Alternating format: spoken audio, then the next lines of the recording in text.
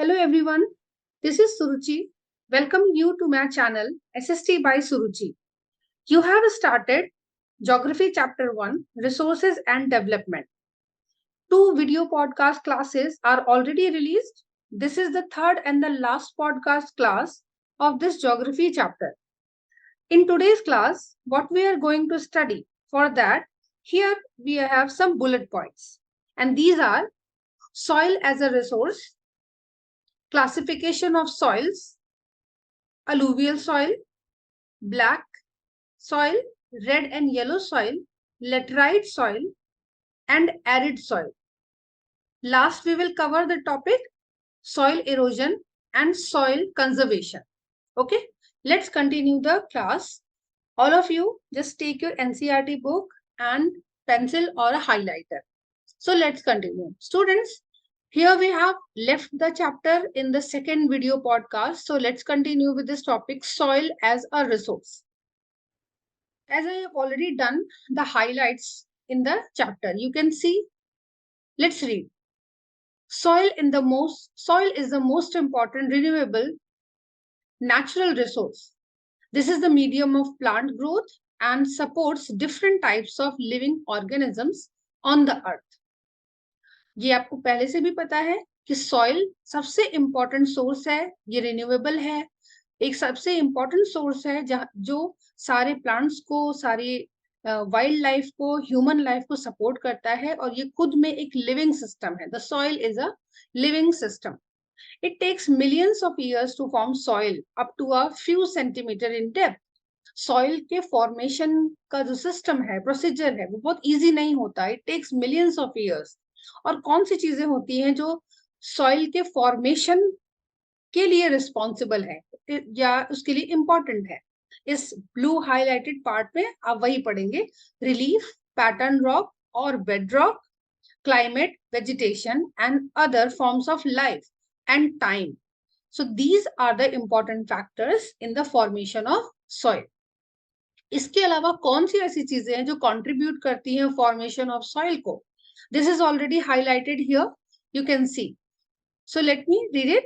Various forces of nature, such as change in temperature, actions of running water, wind and glaciers, activities of decomposer, etc. So what are these? These contribute to the formation of soil. I hope इतनी बात आपको समझ में आई होगी और आपने highlight भी किया है उसे. ओके, यहाँ पे एक पिक्चर बना है जो कि सॉइल प्रोफाइल है. ये भी इंपॉर्टेंट है, आप इसको अच्छे से स्टडी कर सकते हो, एक बार ड्रॉ करके प्रैक्टिस भी करिएगा. Chemical and organic changes which take place in the soil are equally important. अब कौन से केमिकल चेंजेस हैं या कौन से दूसरे चेंजेस हैं? जैसे soil also consist of organic and inorganic material. ये याद रखिएगा, ये इंपॉर्टेंट है और आपको में भी पता भी होगा. Soil also consists of organic and inorganic materials. On the basis of the factors responsible for soil formation, color, thickness, texture, age, chemical and physical properties, the soils of India are classified in different types. ठीक है, देखो यहाँ पे एक question बनता है, how are the soils of India classified in different types? So these are the basis. Okay, in basis पर हम इंडिया के सॉइल्स को अलग अलग डिफरेंशिएट कर पाते हैं. ठीक है, अब हम लोग पढ़ने जा रहे हैं बहुत इंपॉर्टेंट टॉपिक. ये टॉपिक, ये पॉडकास्ट ऐसा है जिसको कोई भी देख सकता है, पढ़ सकता है, क्योंकि ये सेपरेटली इंडिविजुअली सॉइल टॉपिक को कवर कर रहा है. ठीक है, classification of soils. India has varied relief features, landforms, climatic reams and vegetation types. This have contributed in the development of various types of soils.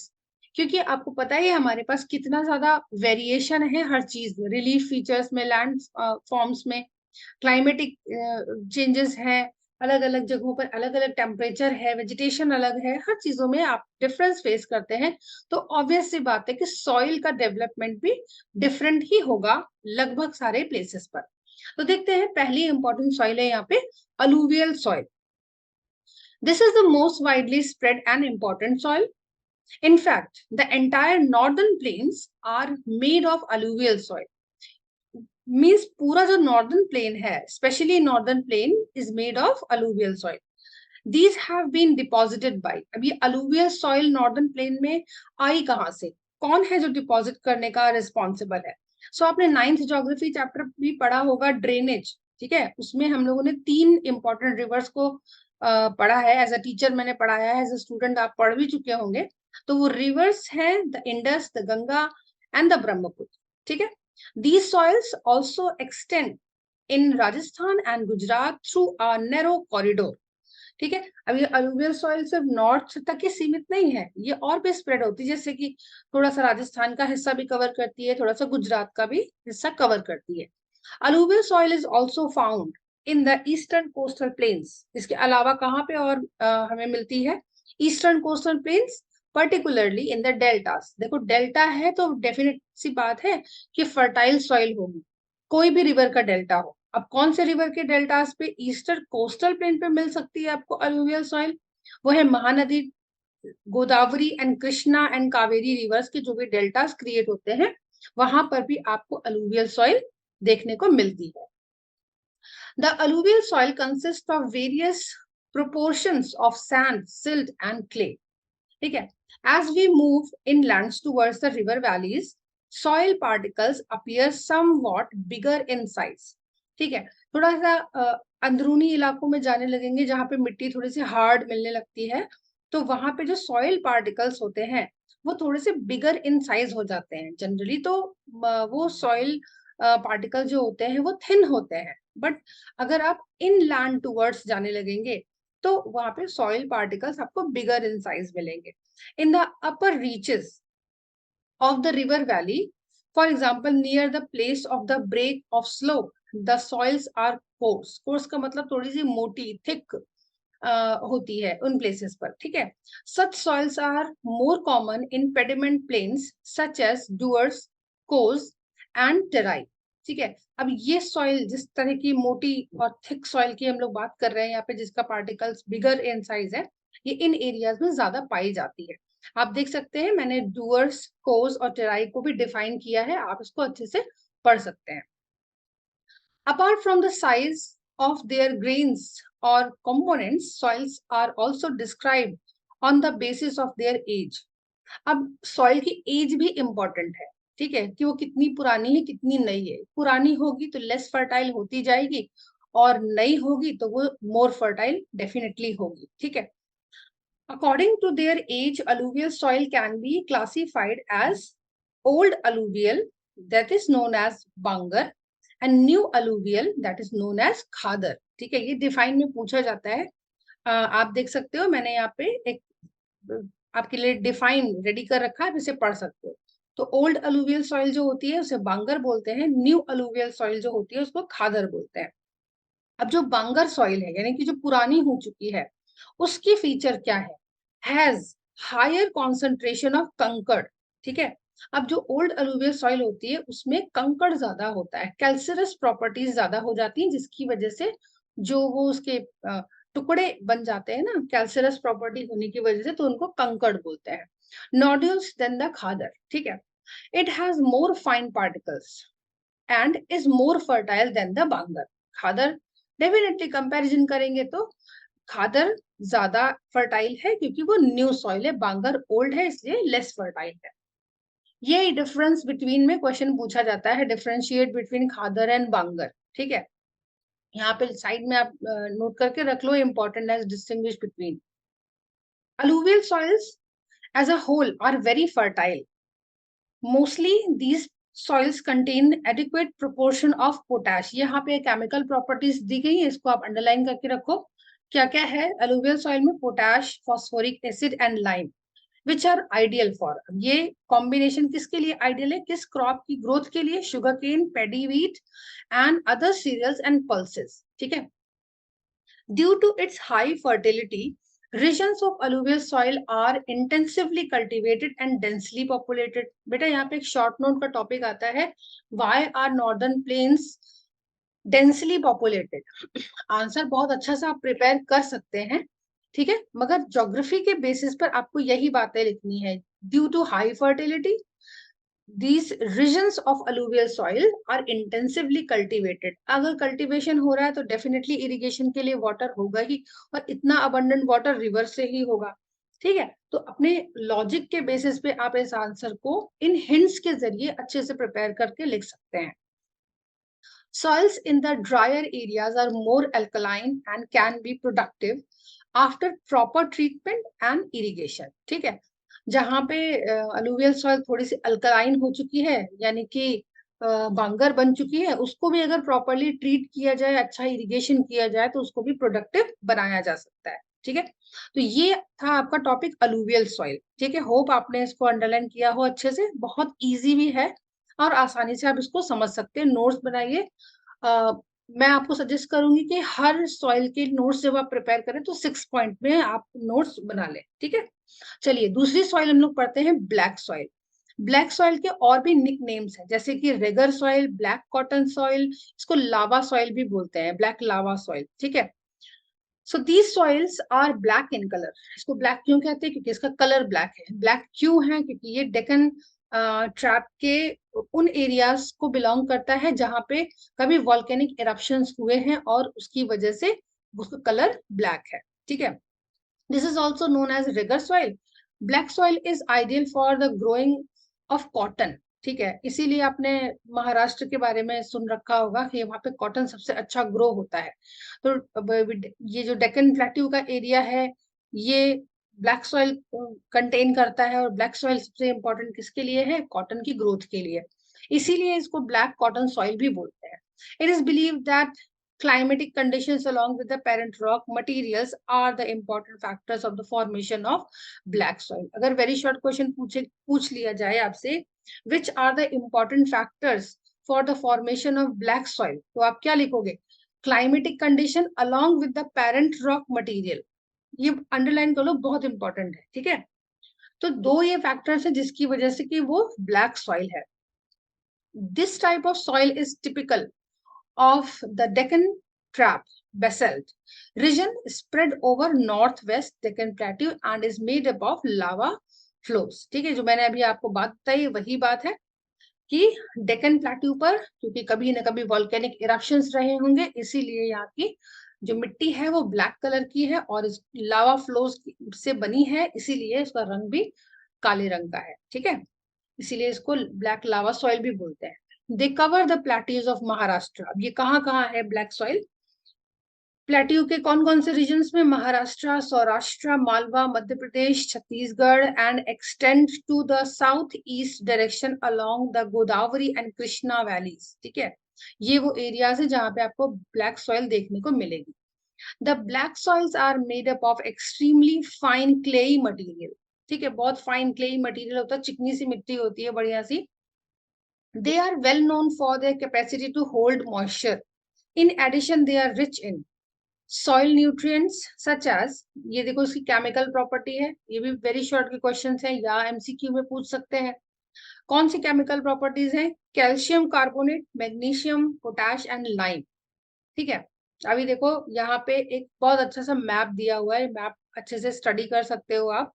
ठीक है, सारी तरह की मैप, सारी तरह की जो सॉइल्स हैं उनको मैप पे इंडिकेट किया गया है। ठीक है, फॉरेस्ट सॉइल बहुत कॉमनली अक्सर पूछ लिया जाता है।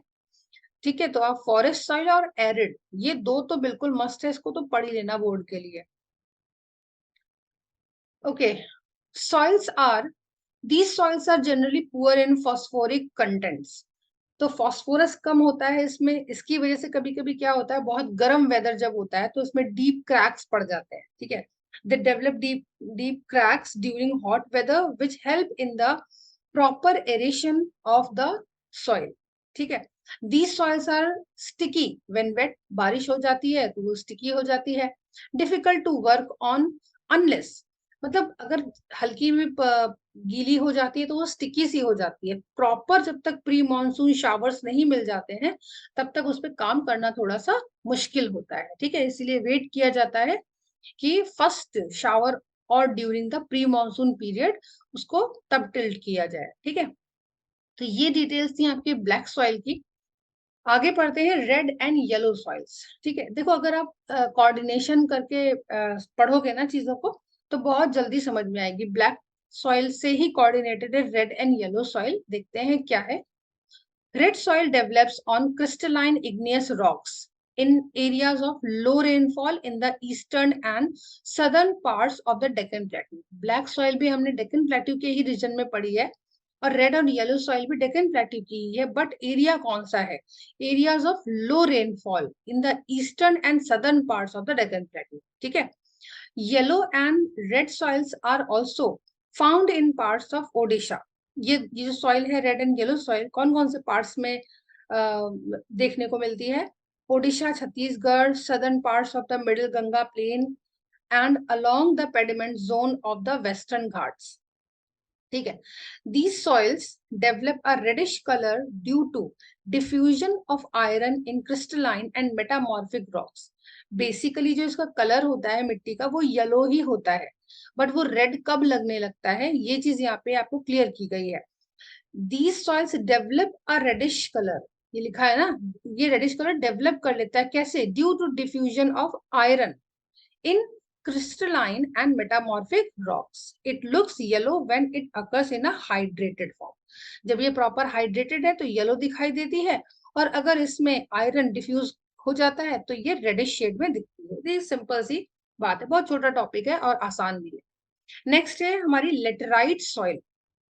Laterite has been derived from the Latin word later which means brick. ठीक है। अब इस मिट्टी का नाम लेटराइट पड़ा है लैटिन वर्ड के वर्ड लेटर से। ठीक है। अभी लेटर का मतलब लैटिन लैंग्वेज में होता है ब्रिक।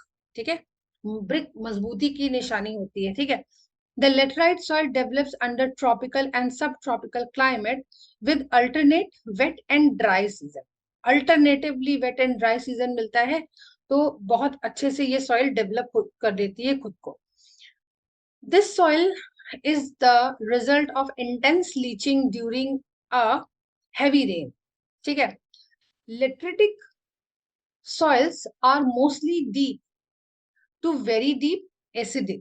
ठीक है। एसिडिक इनका जो उनका टेम्परामेंट होता है थोड़ा एसिडिक होता है और हाई एसिडिक होते हैं, generally deficient in plant nutrition and occurs mostly in southern states. पेड़ पौधे के लिए ज्यादा अच्छी मिट्टी नहीं होती है ये। Western Ghats region of Maharashtra, Odisha, some parts of West Bengal and Northeast regions, where these soils support deciduous and evergreen forests. It is humus rich, but under spare humus rich होती है soil, but under spare vegetation and in semi-arid environment. It is generally humus poor. कुछ areas में क्योंकि develop ही wait और dry में हो रही है तो कुछ एरियाज में ये बहुत अच्छा वर्क करती है, कुछ एरियाज में ह्यूमस पुअर हो जाता है, that is not suitable for the vegetation. They are prone to erosion and degradation due to their position on the landscape. सूख जाने पर इसका एरोजन बहुत आसान हो जाता है। ठीक है। After adopting appropriate soil conservation techniques, particularly in the hilly areas of Karnataka, Kerala and Tamil Nadu, this soil is very useful for growing tea and coffee.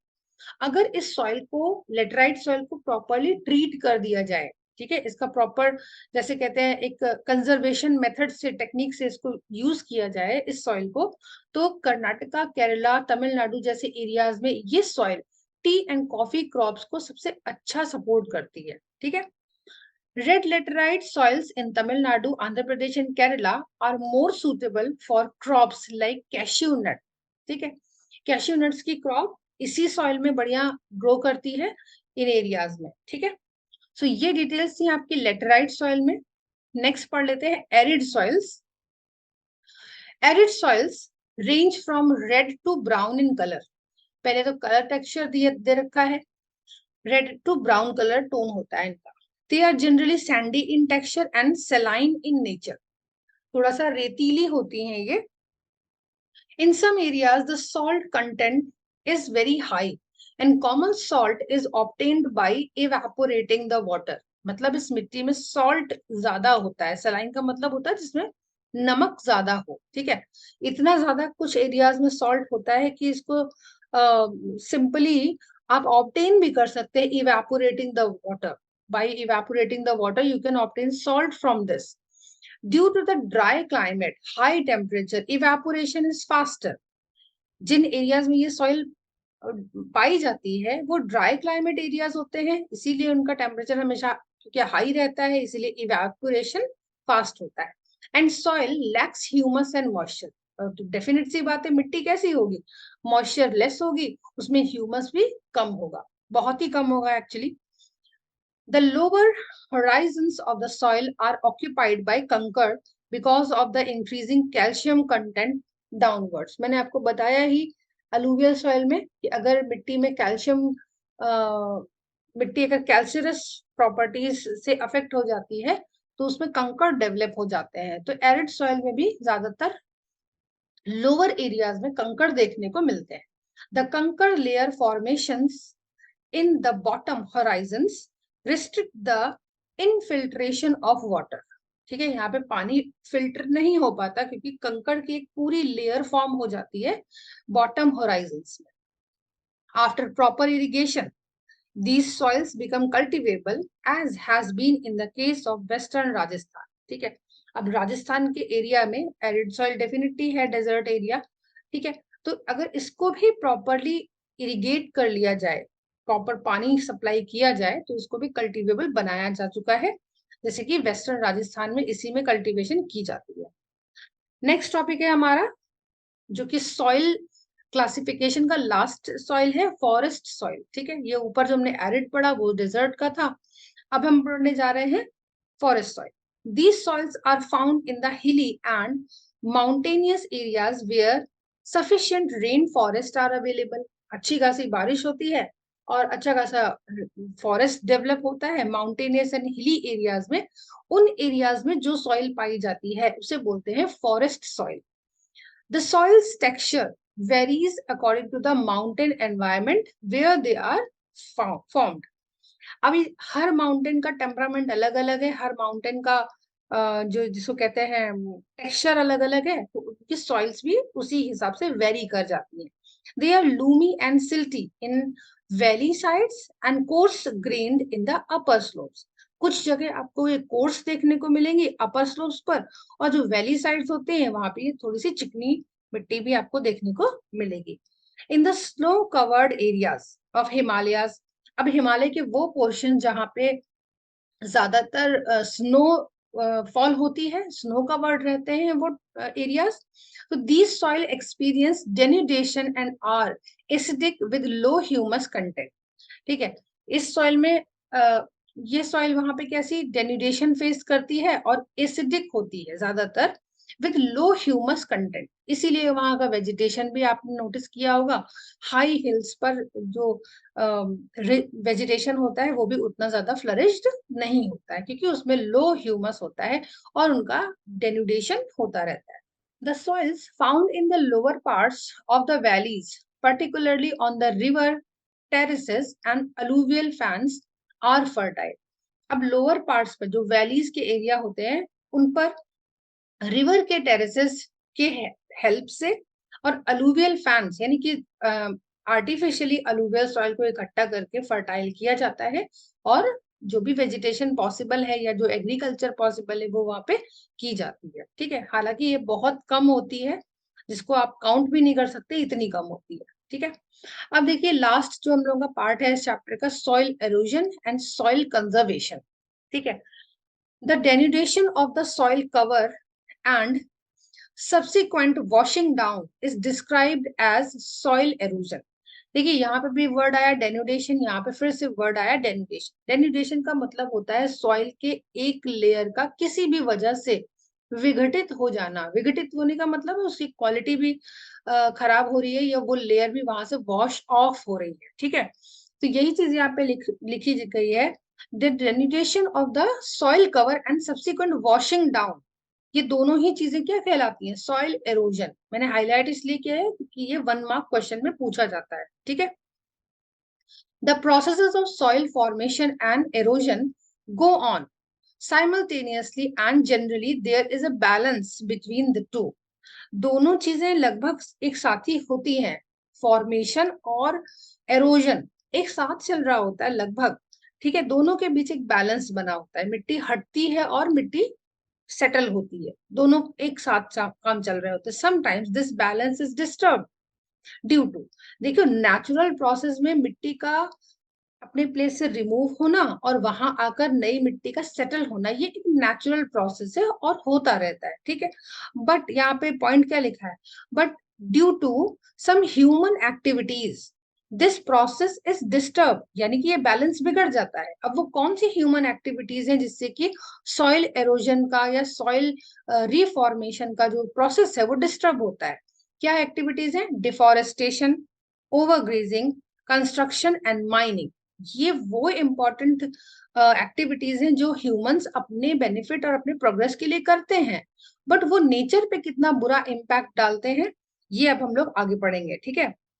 बहुत इंपॉर्टेंट टॉपिक है, इससे लॉन्ग क्वेश्चन फॉर्म होता है। While natural forces like wind, glacier and water lead to soil erosion, ये natural चीजों का तो आप कुछ नहीं कर सकते ना, तेज हवा चलेगी मिट्टी एरोड होगी होगी, तेज पानी के साथ मिट्टी सॉइल का एरोजन बिल्कुल बिल्कुल डेफिनेट है होना, इसको आप कंट्रोल नहीं कर सकते। क्या कंट्रोल कर सकते हैं, ह्यूमन एक्टिविटीज को आप कंट्रोल कर सकते हैं, ठीक है। अब यहाँ पे जो आपको पॉइंट्स बताए जा रहे हैं, जैसे कि मैं पॉइंट पढ़ रही हूँ, गलीज क्या होती है, ठीक है। The running water cuts through the clay soils and makes deep channels as gullies। अगर क्वेश्चन आ जाता है what are gullies, ये देखो पिक्चर भी बना है 1.11 फिगर, गली इरोजन। तेज मिट्टी जब कमजोर होती है, बाइंड नहीं कर रही होती है ठीक से खुद को, और तेज पानी का बहाव आता है तो मिट्टी में कट्स लग जाते हैं, डीप कट्स लग जाते हैं, ठीक है। और एक डीप चैनल्स क्रिएट करते हैं, जिन चैनल्स को ही हम बोलते हैं गलीज, ठीक है। होप बहुत सिंपल सी बात है, आप इसको समझ सकते हो, बट वर्ड्स में आपको जानना बहुत जरूरी है क्योंकि आंसर में आपको खुद लिखना पड़ता है। अब क्या है, bad land, the land becomes unfit for cultivation and is known as bad land, ठीक। यानी उसको हम बैड लैंड बोलते हैं, जो भी लैंड किसी वजह से अनफिट है कल्टीवेशन के लिए, that will be known as bad land. In the Chambal basin such lands are called ravines. बच्चों ये इतना माइन्यूट क्वेश्चन है ना, बट पूछ लिया जाएगा तो 1 मार्क या 2 मार्क बन जाएगा, ठीक है। जो बैडलैंड्स होते हैं उन्हीं बैडलैंड्स को चंबल बेसिन में क्या बोलते हैं, रेवाइन्स, ठीक है। ये याद करने वाली बात है। Sometimes water flows as a sheet over large areas down a slope, in such case the top soil is washed away. कभी कभी ऐसा देखने को मिलता है कि एक शीट की तरह पानी बहता है और मिट्टी की पूरी एक शीट को ही वॉश अवे कर देता है। This is known as sheet erosion. ऐसा पतला पतला एरोजन नहीं कर रहा है गली की तरह, क्या कर रहा है, शीट की तरह एरोड कर रहा है, इसको बोलते हैं sheet erosion. Wind blows loose soil off, flat और sloping land known as wind erosion. मिट्टी का जो एरोजन वाटर की वजह से होता है, ठीक है, और एक तो एरोजन होता है वाटर की वजह से और एक एरोजन होता है विंड की वजह से। वाटर में अपने साथ वो बहाकर लेके जाता है, एक जगह से एरोड करता है तो दूसरी जगह डिपॉजिट। विंड में क्या होता है, विंड सूखी हुई मिट्टी को, लूज सॉइल को उड़ा करके ले जाती है, ठीक है, उड़ा करके ले जाके कहीं और जाके डिपॉजिट करती है, ठीक है। तो जो विंड के द्वारा एरोजन होता है, लूज सॉइल को उड़ाकर लेके जाने का, उसको क्या बोलते हैं, wind erosion. Soil erosion is also caused due to defective methods of farming, ठीक है। एक और चीज बताइए यहाँ पे, soil erosion defective method of farming की वजह से भी होते हैं। Ploughing in a wrong way, ploughing जानते होंगे आप, मिट्टी पे हल चलाना, मिट्टी को जोतना, ठीक है। Ploughing in a wrong way, for example up and down the slope form channels for the quick flow of water leading to soil erosion. गलत तरीके से प्लॉइंग करना, up and down slope form करते हुए, ये सॉइल एरोजन को invite करता है, ठीक है। Ploughing along the contour lines can decelerate the flow of water down the slopes. This is called counter plowing। यानी सही तरीका क्या है, रॉन्ग तरीका ये लिखा है, सही तरीका क्या है, अगर काउंटर कॉन्टोर लाइंस बना ली जाए, ठीक है, उस तरीके से प्लॉइंग की जाए तो उसको बोलते हैं, वो water ploughing along the contour lines can decelerate the flow of water down the slopes, यानी पानी के बहाव को कॉन्टोर लाइंस चैनलाइज कर देती हैं, उससे प्लॉइंग हार्मफुल नहीं रहती, उसे बोलते हैं contour ploughing. Steps can be cut out on the slopes making terrace. एक तरीका क्या है, स्टेप बना करके, सीढ़ियां जैसी बना करके टेरेस बनाना, तैयार करना। टेरेस कल्टीवेशन रिस्ट्रिक्ट्स, अब ये टेरेस कल्टीवेशन में आता है, और इससे क्या बचा सकते हैं आप, एरोजन, रिस्ट्रिक्ट द एरोजन, मिट्टी के एरोजन को आप टेरेस कल्टीवेशन से बचा सकते हैं। Western and central Himalayas have well developed terrace farming. ठीक है, कहाँ पे ये की जा रही है terrace farming, western and central Himalayas. Large fields can be divided into strips, यहाँ पे स्ट्रिप, यहाँ टेरेस फार्मिंग के बारे में बताया गया, यहाँ पे स्ट्रिप फार्मिंग के बारे में बताया है। ठीक है, strips of grass are left to grow between the crops. पूरे फील्ड में क्रॉप लगी हो तो बीच बीच के हिस्सों में क्रॉप में ग्रास के स्ट्रिप्स को छोड़ देना, मतलब उनको पूरी तरह से काटा नहीं है। ठीक है, ग्रास की स्ट्रिप को छोड़ देना। This breakup the force of the wind, और इससे हम हवा को, मिट्टी को उड़ा ले जाने से बचा सकते हैं। And this method is known as strip cropping. Planting lines of trees to create shelter also works in a similar way. Rows of such trees are called shelter belts. यहाँ पे आंसर दिखा है कि शेल्टर बेल्ट्स क्या होती हैं। तो अगर मिट्टी को आपको एरोड होने से बचाना है तो क्या कर सकते हैं, एक तरीका क्या है, प्लांटिंग ट्रीज, मतलब एक लाइन में प्लांट कर देना ट्रीज को, ताकि वो मिट्टी को पकड़ के रखे और मिट्टी को एरोड होने से बचा सके। अब ये जो पैराग्राफ यहाँ से शुरू हुआ है बच्चों, यहाँ पे आपको कंजर्वेशन के मेथड्स बताए जा रहे हैं। ठीक है, ये पूरा कंटेंट कंजर्वेशन के मेथड्स का है। Ploughing in a right way, ठीक है, टेरेस फार्मिंग, फिर यहाँ पे स्ट्रिप क्रॉपिंग, फिर यहाँ पे शेल्टर बेल्ट्स। ठीक है, इतने पॉइंट्स आपको बता दिए गए। These shelter belts have contributed significantly to the stabilization of sand dunes and stabilizing the desert in western India. Desert में भी मिट्टी के एरोजन को रोकने के लिए सैंड डून्स को एस्टैब्लिश करना, ये एक शेल्टर बेल्ट की तरह ही काम करता है, जिससे कि आप सॉइल के एरोजन को डेजर्ट एरिया में रोक सकते हैं। ठीक है, सो स्टूडेंट्स, ये जो लास्ट पैराग्राफ था जो अभी यहाँ से पढ़ा है, प्लॉइंग अलोंग द कॉन्टोर, मैं फिर से बता रही हूँ कि यहाँ पे आपको कंजर्वेशन के मेथड्स बताए हैं।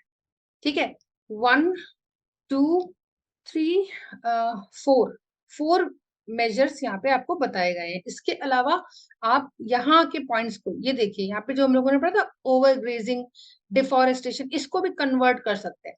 डिफॉरेस्टेशन की जगह आप लिख सकते हैं एफॉरेस्टेशन। अगर कंजर्वेशन ऑफ सॉइल के मेथड पूछे जाएं तो आप एक लिख सकते हो अफॉरेस्टेशन, यानी कि जंगलों को लगाना, पेड़ों को लगाना। ओवर ग्रेजिंग को रोकना, stop over grazing, minimising over grazing. ठीक है, और माइनिंग को कैसा होना चाहिए, प्लान्ड माइनिंग होनी चाहिए। कंस्ट्रक्शन भी कैसा होना चाहिए, प्लान्ड होना चाहिए प्रॉपरली। और यहाँ के 4 पॉइंट्स और यहाँ के 2-3 पॉइंट्स लेकर के एक बहुत प्रॉपर लॉन्ग आंसर आपका रेडी हो जाता है। होप आपको ये पूरा explanation, classification of soil, conservation and soil halogen वाले सारे टॉपिक समझ में आ गए होंगे। अगर कोई डाउट होता है तो आप कमेंट बॉक्स में लिख के रखिए, मैं डेफिनेटली देखूंगी और आपको आंसर करूंगी। ठीक है, और पिछले 2 जो पॉडकास्ट हैं, यानी इस ज्योग्राफी चैप्टर 1 का क्लास 1 और क्लास 2, ठीक है, उसे भी आप देखिएगा और पूरा चैप्टर आपका प्रिपेयर हो जाएगा। होप सबके लिए ये मेरा एक्सप्लेनेशन, ये पॉडकास्ट फ्रूटफुल है। तब तक के लिए good bye everyone, take care, like, subscribe and share my channel's link to those who need it. Okay, thank you everyone.